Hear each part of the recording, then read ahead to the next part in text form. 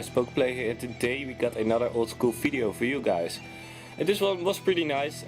This is my Gen 2 team. As you guys can see, I bring Steelix, Noctowl, Jumpluff, Dunsparce, Typhlosion and Gramble. If you saw the video I posted yesterday with Typhlosion, you know the drill with my Typhlosion. It's just too strong sometimes.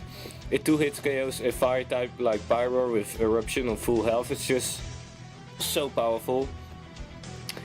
And well, what else am I bringing? I'm bringing Curse Steelix with Gyro Ball. It's really good. I'm a minus speed, plus defense, nature, max defense. And a Gyro Ball will do a heck of a lot of damage after one curse, because your speed is just absolutely too slow. And what Gyro Ball does, if you don't know, it boosts the speed if you're slower than the opponent. And also Stealth Rock, Earthquake, and yeah, that was it. And Noctowl, my specially defensive wall, with the Fog, Roost, Nightshade and Toxic. Jumpluff, my sweeping Jumpluff, I really like Jumpluff.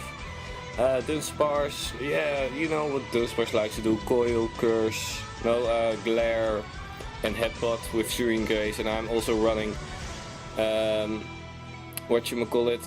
also running King's Rock, oh my god, to get at least some more initiative to get a flinch. And Gramble, my choose Bandit. And my opponent is bringing some OU stuff like Scizor, Azumarill, Goodra, and some a little bit lower tier, but he has only one NU Pokemon. And this was just a random passerby. I just wanted to try out my team a little bit, and well, this guy asked me for a battle, so let's battle Amuse. And he leads off with Klefki, and I kind of like predicted that, and I just want to leave to get my rocks up. And he goes for a Reflect, knowing that I would go for a physical move, because Special Steelix doesn't exist. So I go for a Stealth Rock and have the Stealth Rocks on the field.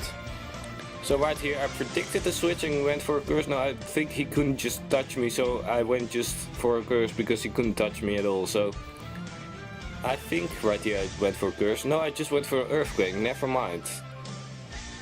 And this Malamar eats it up because there's a Reflect Up, which is aversive, and Malamar is really hard to deal with if there's a Reflect Up. So he needed to hit it with a special move, but I switched in my Jumpluff knowing that he would go for a Super Bowser that is resisted by me.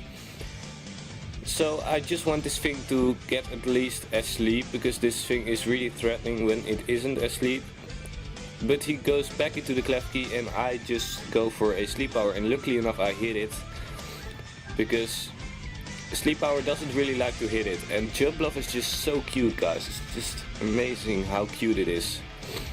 That's another reason why I use Jumpluff. And it's really good in the NU tier. It has great stats, good speed, good defenses, no offenses, but that doesn't matter on Jumpluff, because you can put it asleep as Sword Stance as much as you want. So, luckily enough the Klefki stays asleep one more turn. And right now he switched out, and I just went for an Eruption. I know he would switch out into anything like a Goodra. And this is probably a Assault Vest Goodra, which is really strong. And this Eruption doesn't do too much damage. Well, it does a fairly amount of damage considering it's a Goodra, but it's a crit, so that's why. So I switched out my Typhlosion, knowing that it would go for a Dragon type move and go into the Bully to be immune to it. And luckily enough that worked out in my favor, and that's really nice, because well, I could take a Thunderbolt or anything like that. So right now I'm just free to go for any kind of move I want. And I was predicting a Klefki to come in, but he went into the Scizor, and that's fine by me as well, because I could 2-hit KO it with an Earthquake. Because Bandit Gramble is really strong, it really is. Because Scizor has great defenses, so I need to switch out, because I can take a Bullet Punch, but not from a Mega Scizor, then it will be really close. So he Mega Evolves, and well, I think my Steelix eats this Bullet Punch up like it's his breakfast. Let me see. Yes, he eats it up. Wow, that did absolutely nothing. Well, considering it's 2 times. No, I think it's just 1 time resisted.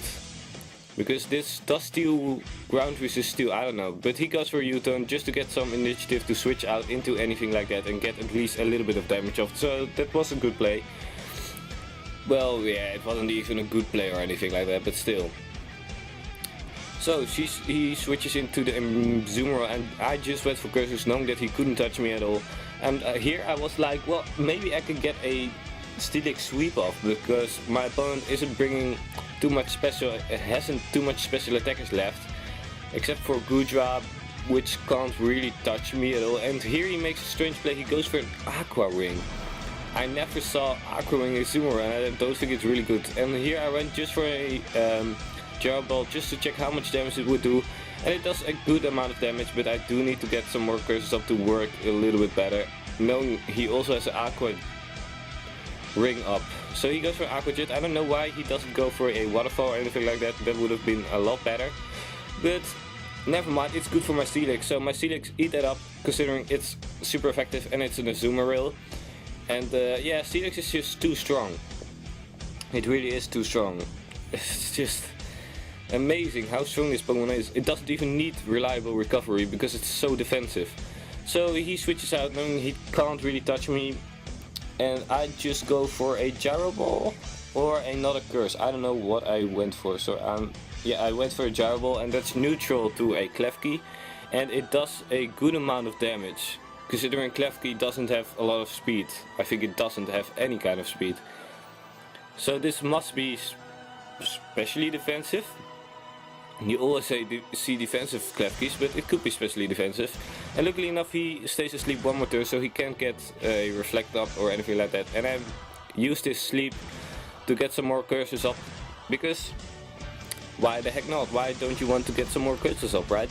Because then you get stronger and slower, and the Gyro Ball gets stronger and all that stuff. So the Klefkis stays asleep one more turn, and I think I went for a Gyro Ball right here. It would be a little bit stupid if I didn't. Oh, I just went for Earthquake. Yeah, that's good as well.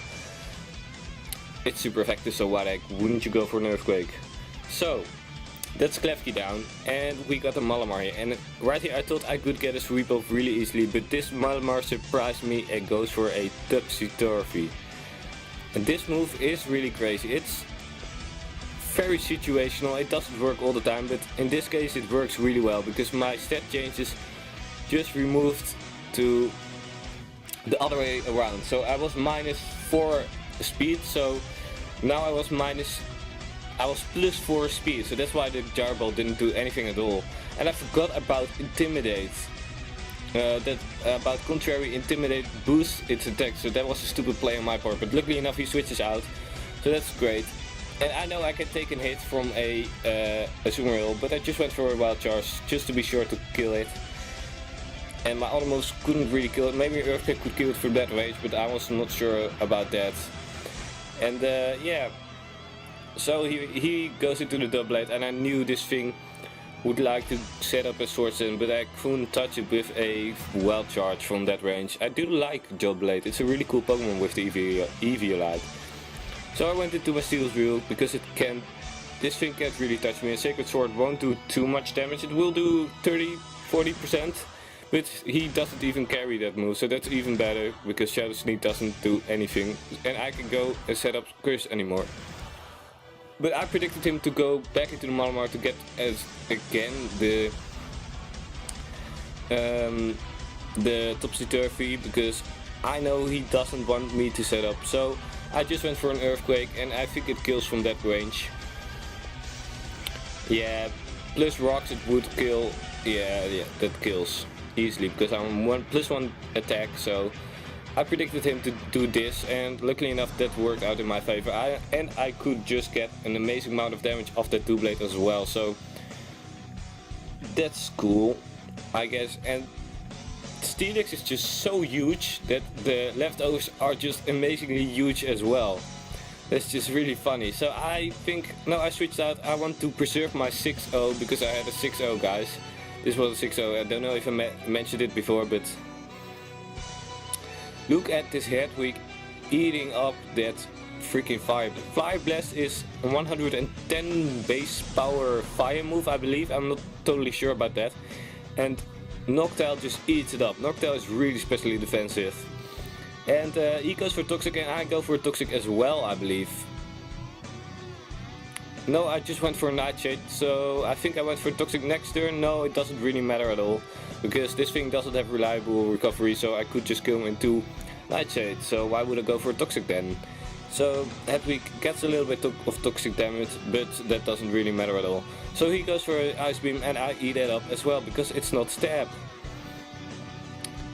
And well, he does get some health back from the Shell Bell, but Nightshade will annihilate it easily. So that's Gudra down, and well, I think he only has 1 or 2 Pokemon left in this game. So the Toxic is a little bit racking up, but that's not cool, that's not bad, it's nothing.